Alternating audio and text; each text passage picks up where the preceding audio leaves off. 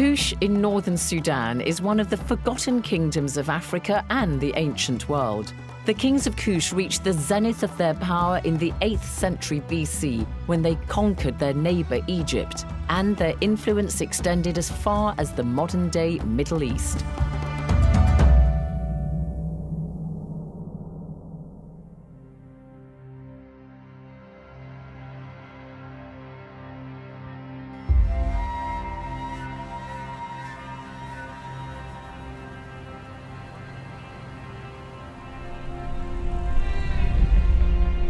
Sudan's capital, Khartoum, where the Blue and White Niles meet.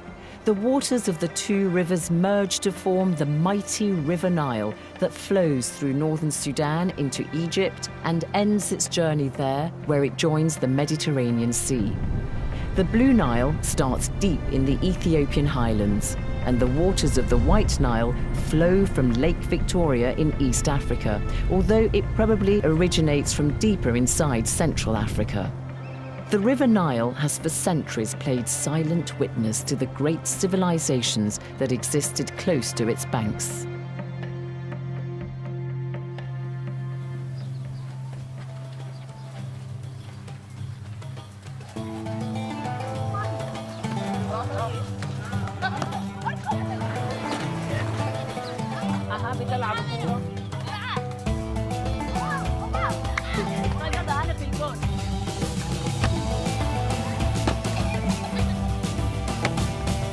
An unexpected game of football in the town of Karima in northern Sudan. The youngsters laugh, quite rightly, at my lack of goalkeeping skills. Personally, I don't think I'm that bad for a woman of a certain age. As I try to bridge the generation gap, so too does the town of Karima. It reaches down through the generations to a time long gone by when it was known as Kerma. And it is here that we begin the story of the Kingdom of Kush. Early humans existed in Sudan for tens of thousands of years. By about 5000 BC, we know that people in northern Sudan lived from fishing, hunting, and basic farming. And there's evidence that they raised cattle too. They lived in relatively small, independent and separate population groups. They had to be mobile so they could find good pasture for their livestock. The rich waters of the River Nile made the land fertile, which meant crops could grow easily, so farmers could settle down and develop communities.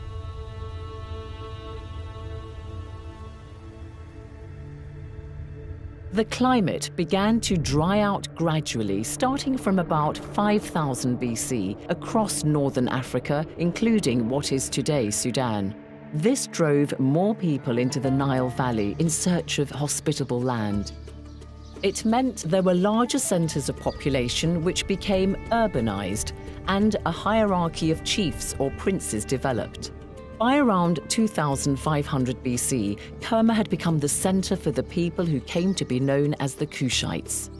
Their buildings include large structures called defufas, which stood up to 18 meters high. The ancient site of Kerma comprises two striking edifices, both built of sun-dried mud brick. They're known as the Western and Eastern Defufa. Behind me is the Western Defufa, which is believed to have been a temple. The Eastern Defufa is a funerary chapel surrounded by a cemetery of mound graves.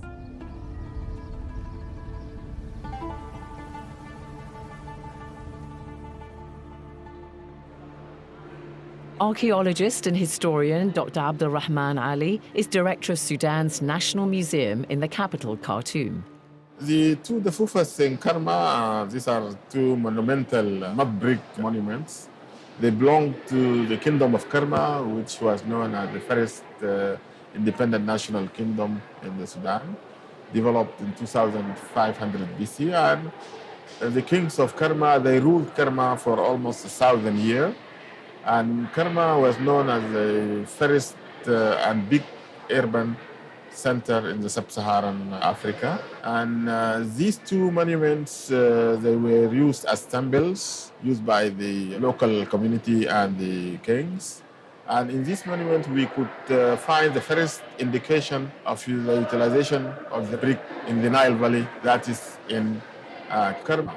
An important fact about Kerma is that Kerma, during that time, it acts as a national symbol and united all the tribes of the Sudan in one agglomeration. We learn something about the inhabitants of Kerma from their death rituals, their customs, and what kind of objects they made and used. The traditional Kerma grave, like this one, is marked by a dome-shaped tumulus of earth, outlined by a ring of black stones sprinkled over with white pebbles. The body was placed on the south side of the burial chamber. There was also pottery in the grave. Dr. Shadia Taha is a Sudanese archaeologist teaching at Cambridge University in England. Pottery is always abundant in all archaeological sites because it doesn't decay and it survives in all environments and climates. Pottery found in Sudan gave us information about the Neolithic groups who lived in Sudan at that time, Bronze Age groups, and Iron Age groups.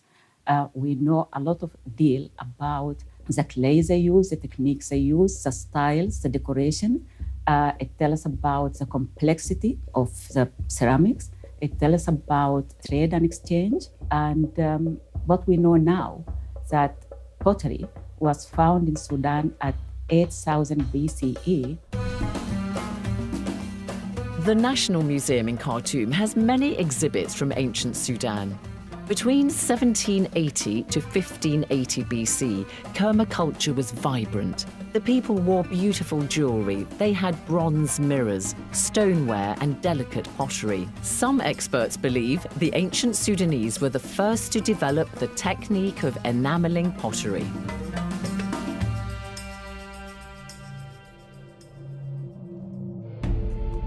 This period of ancient Sudan's history is linked to that of its neighbor to the north, Egypt. At about the same time in ancient Egypt, that is around 3000 BC, the first dynasties were establishing the rule of the pharaohs. What was the relationship like between these two close kingdoms? It was both hostile and complementary. And over the centuries, the balance of power would shift from one to the other. As Shadia Taha explains, in the writing of history, mostly by Western scholars, the importance of ancient Sudan in this relationship has been rather overlooked. Both countries influence each other, but the Eurocentric group, they always thought of Kerma as younger than Egypt and always copying Egypt. But they didn't give Kerma the credit it deserves because Kerma was a very advanced state and its civilization predated Babylon, Rome, and Greece. So the exchange of ideas went both ways. It wasn't just a receiver of ideas from Egypt. When relations were bad, the pharaohs of Egypt would launch raids into Kerma, and the people of Kerma also raided the Egyptians. However, when their relationship was good, trade flourished between the two kingdoms. Donkeys were used as pack animals. Unlike camels, they need a lot of water, so that supports the theory that at this time, the climate in northern Sudan was more green and humid than it is today.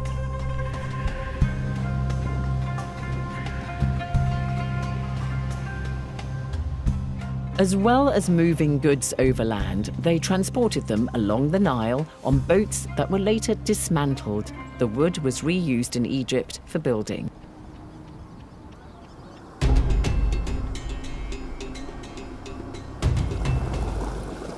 But trade was hampered at certain times of the year when the Nile was impassable because of its cataracts.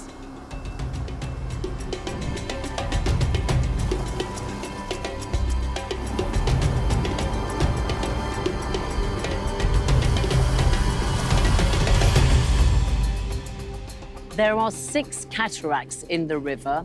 The first of them is here at this very spot in Aswan in southern Egypt. The other 5 are in modern-day Sudan.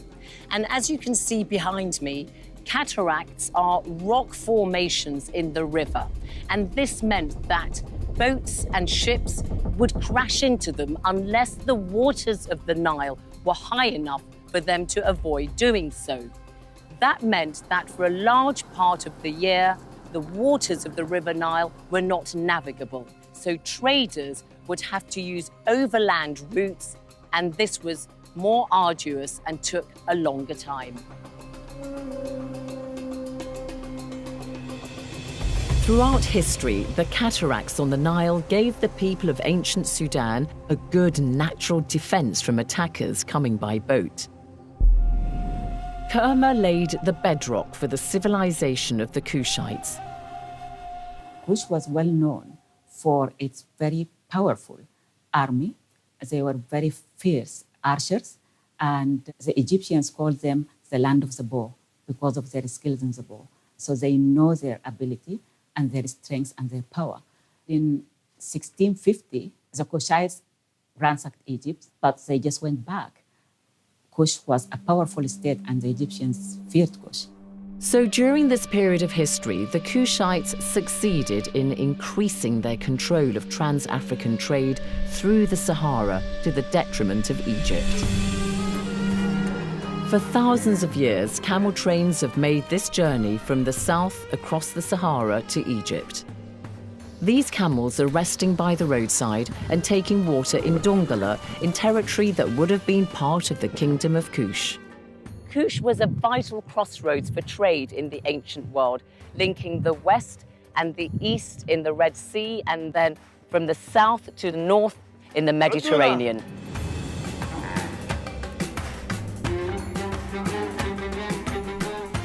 The overland route through the hot terrain was difficult in the past and still is today.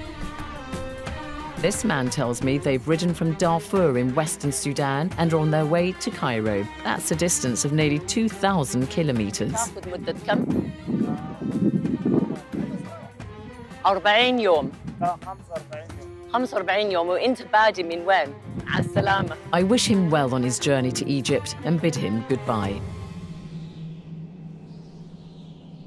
Trade across land and along the Nile was, of course, a critical source of wealth, and so the Egyptians wanted to regain control of this trade route to restore their fortunes.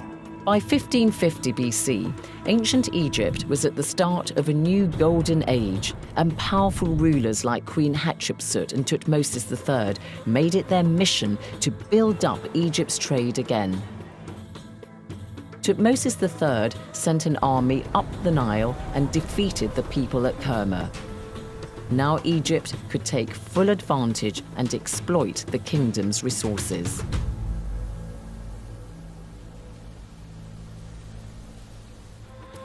A new kingdom arose further south from Kerma in Napata, or Nabta as the Sudanese call it. My own opinion, they moved to Nabta for economic, political, and religious reasons. Economic reasons because Nabta was a meeting place for trade. The population was growing. As they were already urban, they needed more resources. More resources were available in the south to supply an increasing population. And religious reason, Jabal Barkal is a sacred mountain which Egyptians and Kushites believe that Amun resides in Jabal Barkal. The god Amun-Ra. The god Amun-Ra. So it is sacred for the Egyptians and the Kushites.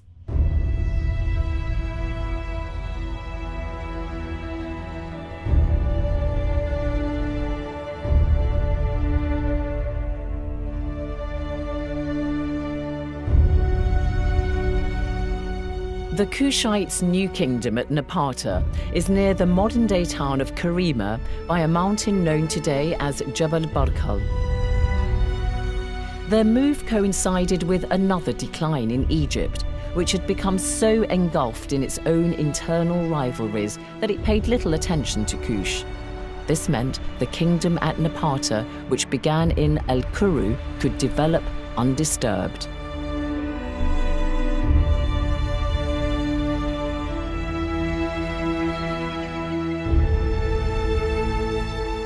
As the civilization of Nabta evolved from Al-Kuru.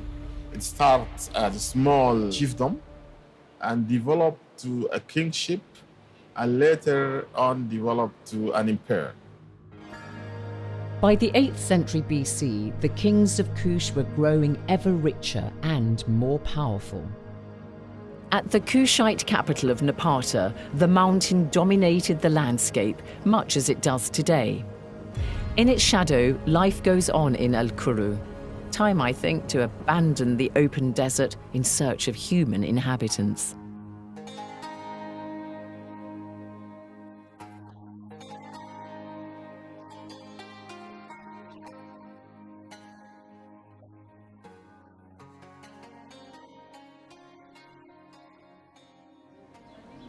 I want to get a feel for the kind of settlements that existed in the ancient kingdom of Kush and how far some of the ancient customs and practices still exist in modern-day Sudan. So I've been asking the ladies of the house to show me things which I know were used in the era of the Kushites and which I know are still used today. And this is what's known as a zir, and this was used in ancient times to keep water cool.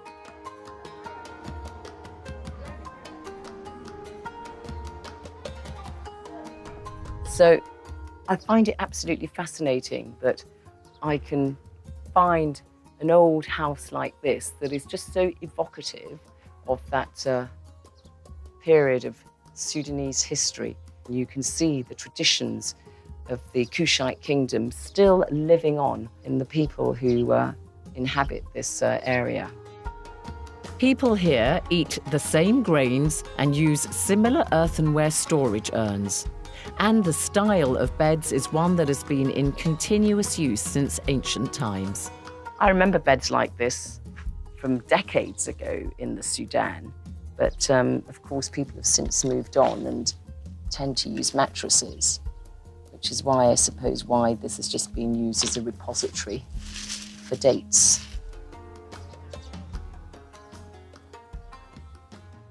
So the wooden bed have an important significance to the Sudanese community through the whole period from Karma, from 2500 BC up to now, because it have a significance in the daily life for wedding, the bride and groom.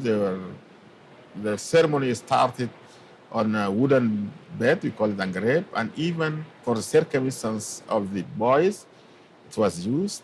And finally, it was used to carry the deceased. If somebody dies, he will be carried to his final destination by a bed.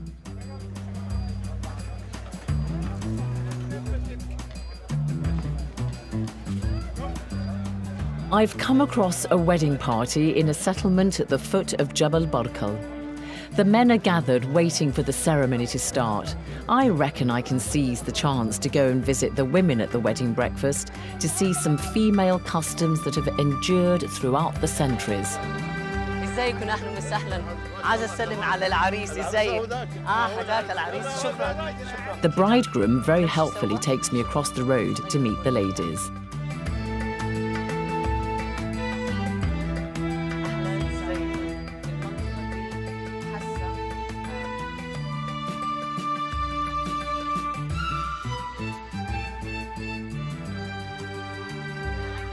I'm just looking at this lady's hands with the henna and the beautiful gold. Two things that we had, of course, in the Kushite kingdom, the gold and then, of course, the henna. The women of Kush dipped their hands in henna, decorated it, and they also wore coal on their eyes, like this lady here.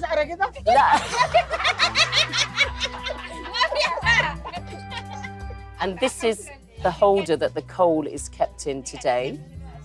And the bridegroom's aunt, Samira, is going to show us how they would use it.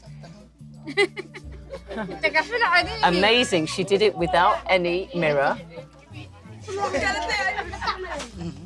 Kushite women, like one famous princess who lived in the 8th century called Amanirdis, wore elaborate jewelry.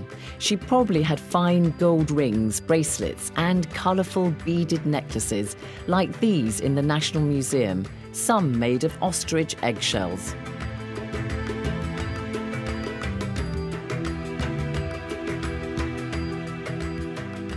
Amanirdes would have worn her hair flat to the head with a top knot, her long nails stained with henna, and her eyes darkened with kohl.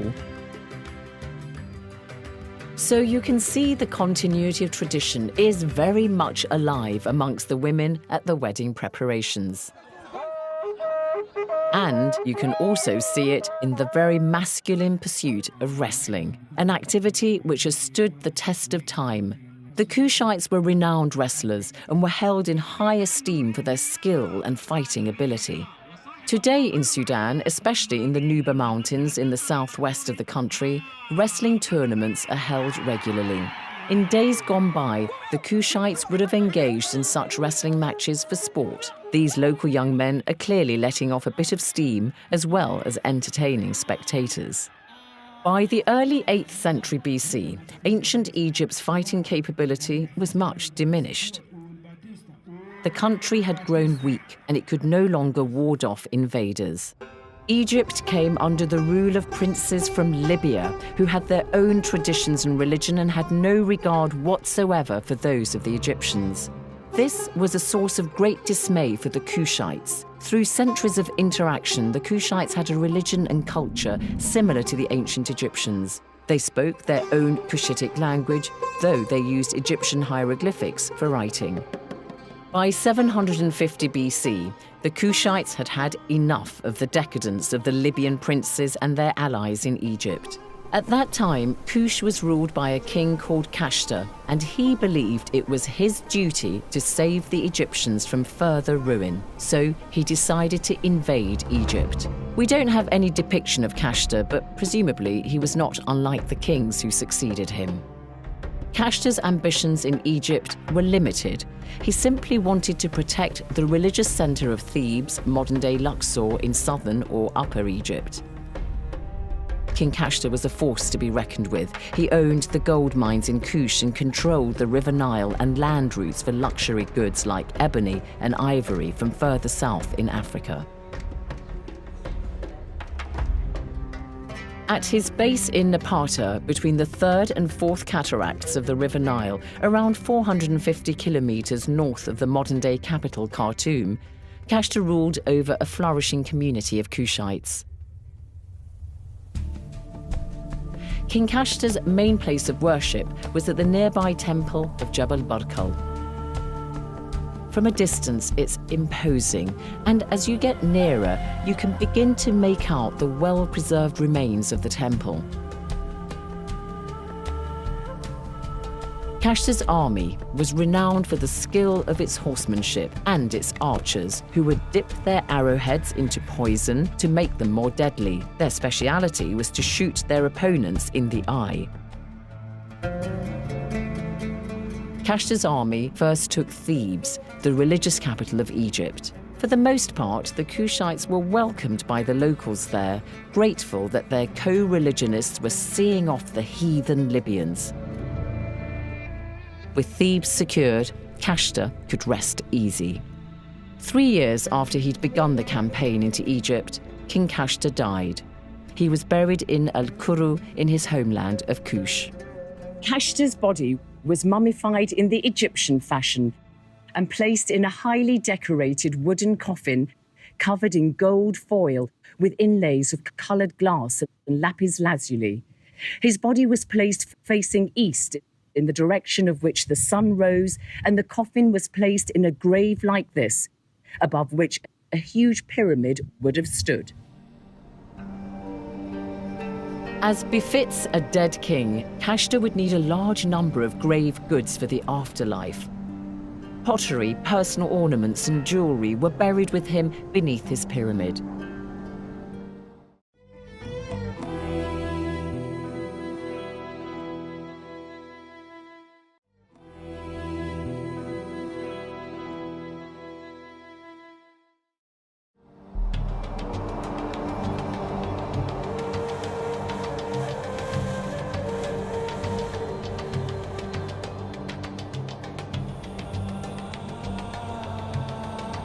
The Kushite pyramids differ from those in Egypt.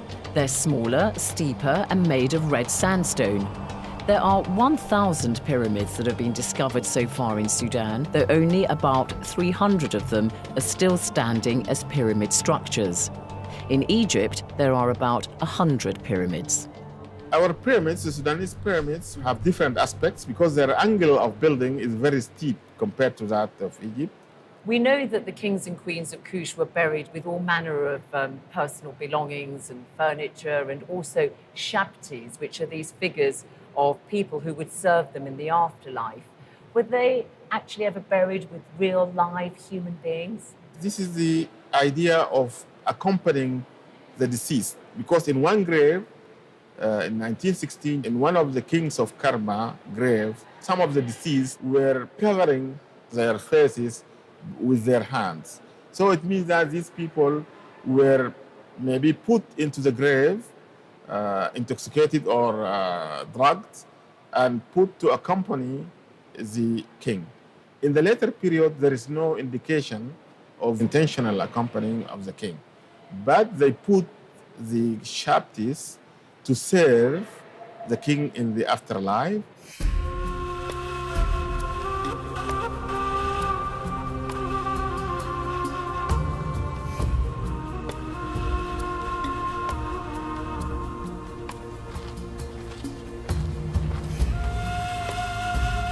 These pyramids here by Jebel Barkal are an example of how pyramids were looted both in antiquity and in centuries later to come. The tips of these pyramids are believed to have been covered in gold foil, where clearly now the tips have been destroyed and the gold removed. Kashta's reign as king of Kush had lasted around 13 years. However, it was his son Pianki who was to take further the mission his father had started. Pianki was crowned king at the temple of Amun in Jebel Barkal, probably in 747 BC, and he ruled for about 30 years until around 715 BC. Much of our knowledge of Pianki comes from his stela, a massive slab of dark grey granite with 159 lines of text in Egyptian hieroglyphics, known as the Victory Stela. It sets out how Pianki first defeated and then ruled Egypt through establishing separate principalities. The stela begins with Pianki's words. Hear of what I did. I am a king, divine emanation, living image of Atum, who came forth from the womb adorned as a ruler, of whom those greater than he were afraid, whose father knew and whose mother recognized that he would rule. Under Pianki, Egypt came further under Kushite control. However, when he heard about a key victory by his army, he was not content, because some of the Egyptian princes had escaped to the north of the country. Pianki vowed to go into battle himself, as recorded in his stela. I shall make the Northland taste the taste of my fingers. Pianki pursued the Egyptian princes north and laid siege to them in their stronghold of Hermopolis. They eventually surrendered. After his victory, Pianki searched through the palace for treasures. When he went into the stables and saw the horses had become emaciated during the siege, he was furious with the Egyptian prince. I swear that as Ra loves me, as my nostrils are rejuvenated with life, it is more grievous in my heart that the horses have suffered hunger than any other evil deed that thou hast done in the prosecution of thy desire. The Kushites were excellent horsemen and prized their best specimens. As his favorite horses died off, Pianki would have them buried near the royal tomb that had been built for him.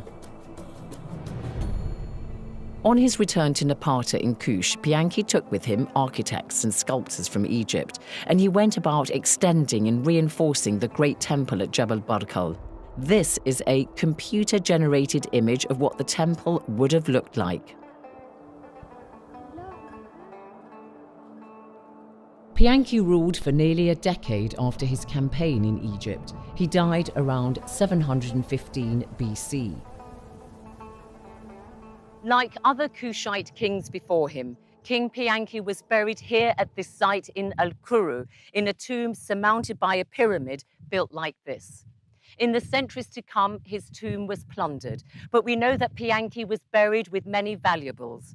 Fragments of furniture were found, a fine bronze stand, amulets bearing his name, and most importantly, 4 of his favorite horses were buried with him, entombed standing, their collars decorated with silver, plumes, and beads, to serve their master forever in the afterlife.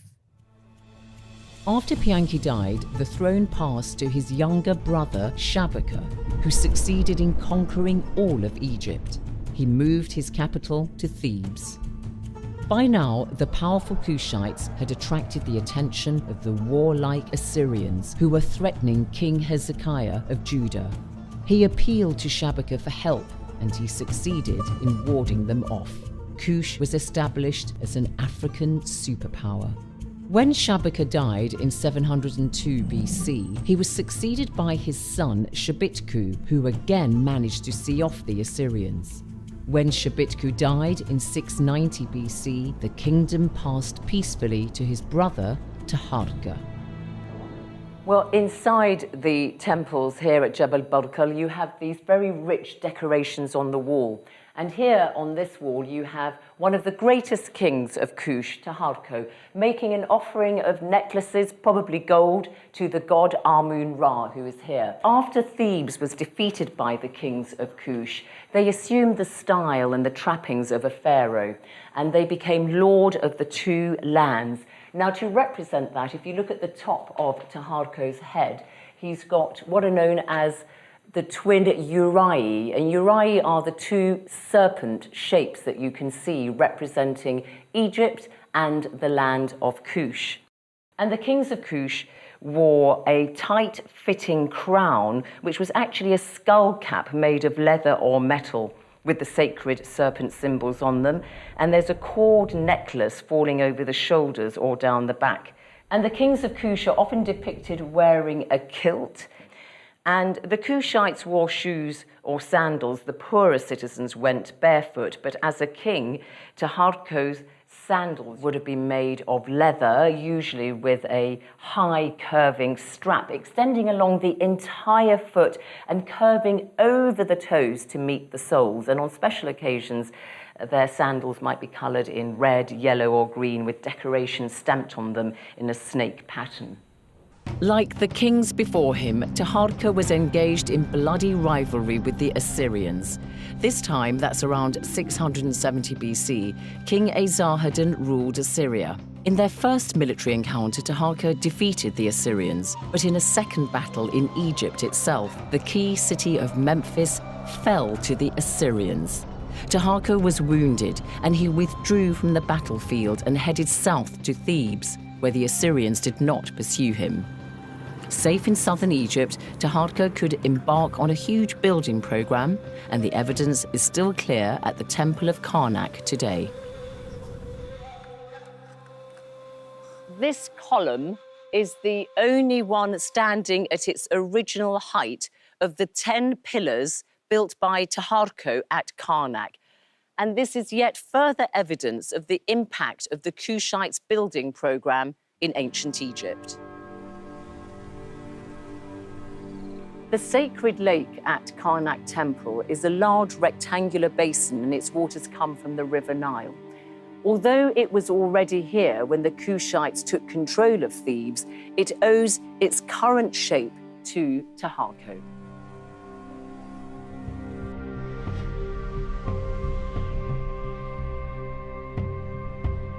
After an eventful life, Taharka died probably in Egypt. But he wasn't buried in the royal cemetery at Al-Kuru, but here in nearby Nuri, he chose the highest spot in the area for his pyramid, which is the biggest of those still standing. Some archaeologists believe that it was originally enclosed in a much bigger monument. Taharka may not in the end have been able to prevent the Assyrian conquest of Memphis and the Nile Delta. The combined might of the Assyrians and their Egyptian allies proved too much for him, but his power and standing were recognized even many centuries after his death. In fact, he's mentioned twice in the Bible. After Taharka's death, the crown passed to his nephew, Tantamani. Tantamani became king at what could hardly be described as an auspicious time. Part of his kingdom was in the hands of the Assyrians and their Egyptian proxies. Tantamani decided to go to Memphis, not far from modern-day Cairo, to try to reclaim the city for the Kushites.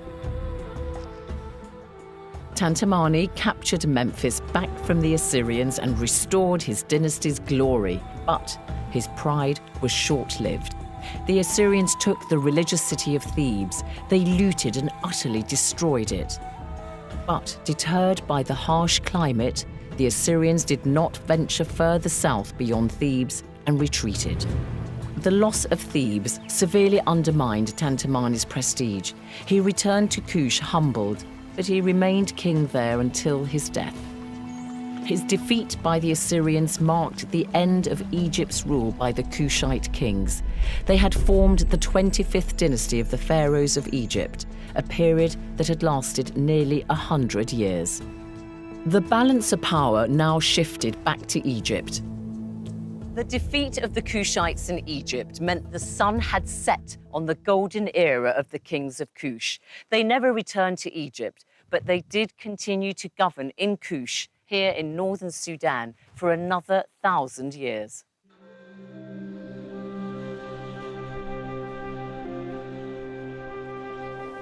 The Kushites built a new base called Meroe, about 250 kilometers north of Khartoum,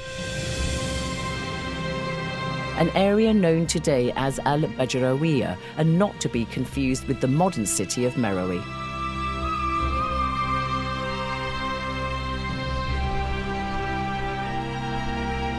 This is the royal cemetery of Meroe, but it wasn't until the 3rd century BC that the kings and queens of Kush were buried here. The Kushites quickly developed a new and prosperous kingdom here. People began to farm as well as rearing livestock, and Meroe became a central point for commerce. An abundance of iron ore led to the working of iron. Because metal at that time was very precious, they traded it. Their trade included Egypt, through Egypt to the Mediterranean. It went to India and China and to the rest of Africa. And that is why they became wealthy.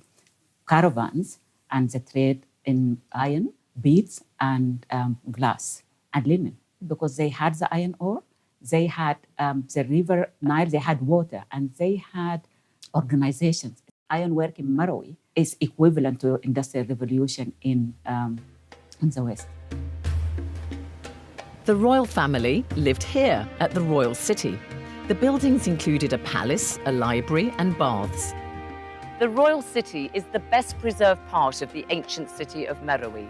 All around you, you can see the remnants of buildings, monuments, and structures of a civilization that at its height enjoyed all the attributes of urban life.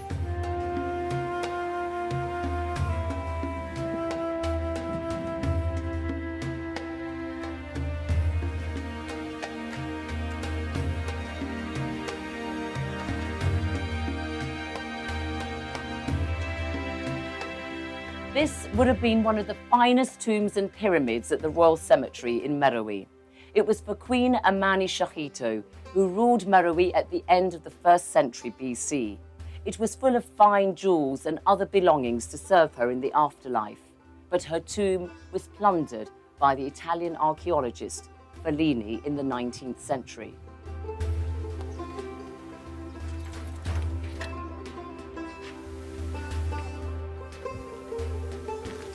And after her bath, Queen Amani Shahito and other members of the royal family would just walk a few steps, come here, sit on one of these chairs, and enjoy a good massage. Where's my masseur? The queens of Kush at Meroe had a powerful role. Unlike the ancient Egyptians, women could succeed as monarchs in their own right, or they could rule jointly with their husbands or sons. And the king's relationship with his mother was of extreme significance. What do we know about Queen Amani Shahito? Queen Amani Shahito, we know about her jewelry. She was covered in jewelry, and she used to love, well, all Kushites women loved gold and jewelry. She was a large lady, I have this mug, which depicted her in most of the temples and the cemetery as a very large woman. This is for two reasons. Large ladies, it is a symbol of prosperity and a symbol of affluence. That means she was well fed and she wasn't starved. The other thing I believe that, because if you could see here in this mug, she is fighting an enemy who is shown as smaller than her, and she was really towering over him. So that could be another reason, maybe exaggerating the size in these carvings a little bit, but they were still plump. Because So they were powerful ladies, yeah. Queen Amani Renas actually fought the Romans. Pretty powerful warrior queens, weren't they? Yes, they led armies, and they used to go and really do lots of raids in southern Egypt. So the fights between the Romans and the Kushites continued. Queen Amaniras, in one of the battles, she was blinded in one eye, so she became the queen with one eye. And in the year 22 BCE, the Romans make a treaty which benefits the Meroites, just to stop the fights between the two of them. At Meroe, the Kushites embarked on a big building program. You can see here at the ancient site of Musawarat clear evidence of temples and we think also palaces and other monuments. The Kushites interacted with other civilizations, ancient Romans, the Greeks also. And you can actually see this quite clearly in the influence, for instance, of ancient Greek architecture in this column here behind me.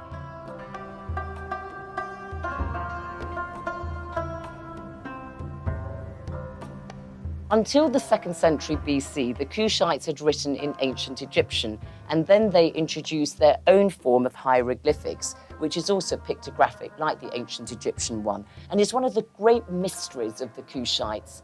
We just simply cannot read their Meroitic language. We have an idea of what it might have sounded like, but we can't understand it. Why did the Kushites introduce their own hieroglyphics? Well, we believe it's because the population formed in smaller groups and began to move around, and so they needed to communicate with one another. The Meroitic era of ancient Sudan boasts many fine buildings which showed the Kushites lived in some style in this period. In the mid-1st century AD, King Natakamani and his wife Queen Amanitere were prolific builders at the site of Naka. There were statues to Epedimac, the lion god. The Kushites worshipped the same gods as the ancient Egyptians, however, Epedimac was unique to them. But the success and riches of Meroe attracted envy from a powerful new kingdom called Aksum, in what we refer to today as the Horn of Africa. The Aksumites put Kush under pressure, contributing to its decline in the 4th century AD. The fall of Kush meant a glorious chapter in the history of ancient Sudan and Africa came to an end. In the next programme, we find out about the Kingdom of Aksum, what led to its rise, and why it was described as one of the 4 great civilizations of the ancient world.